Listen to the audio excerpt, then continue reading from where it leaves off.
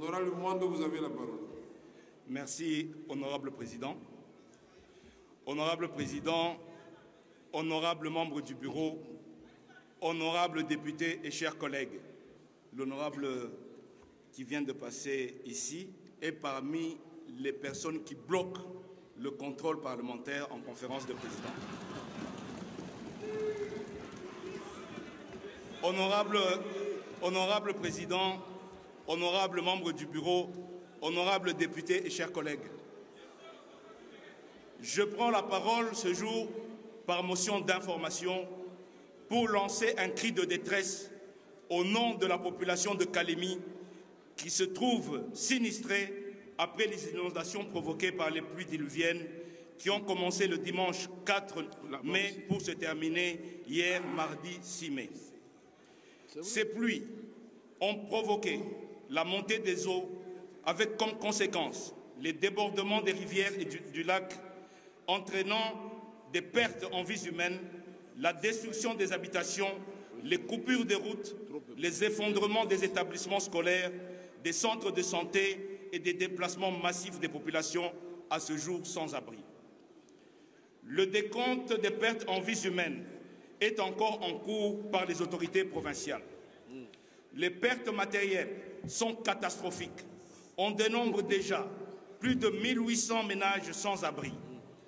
Le boulevard Lumumba, unique route principale asphaltée praticable de la ville, est submergé et pratiquement coupé. Les ponts principaux sur la Lukuga et le pont Lubouye, reliant la ville à l'aéroport, sont menacés d'effondrement. On dénombre plus de 17 grandes écoles détruites ou gravement endommagées, mettant en péril la clôture de l'année scolaire pour des milliers d'élèves. Honorable Président, chers collègues, c'est dire que la situation actuelle de la ville de Kalemi est critique. La vie de nos frères et sœurs, l'éducation, la santé, la sécurité, l'économie et la mobilité de nos concitoyens sont en péril. Merci.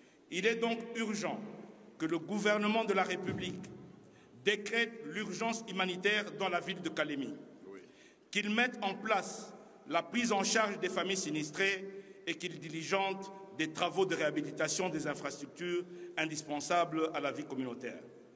Qu'il prenne des dispositions pour sauver l'année scolaire pour les élèves qui ont perdu leurs écoles.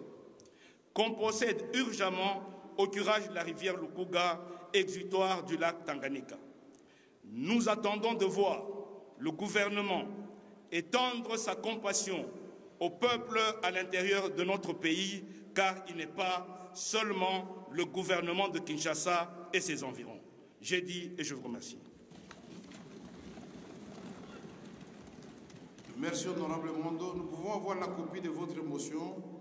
Comme ça va nous permettre de relayer les recommandations que vous avez faites auprès du gouvernement. La ville de Kalemi, ce n'est pas la première fois. Je ne sais pas quelle solution définitive les experts doivent envisager, puisque j'imagine que les dégâts sont incroyables.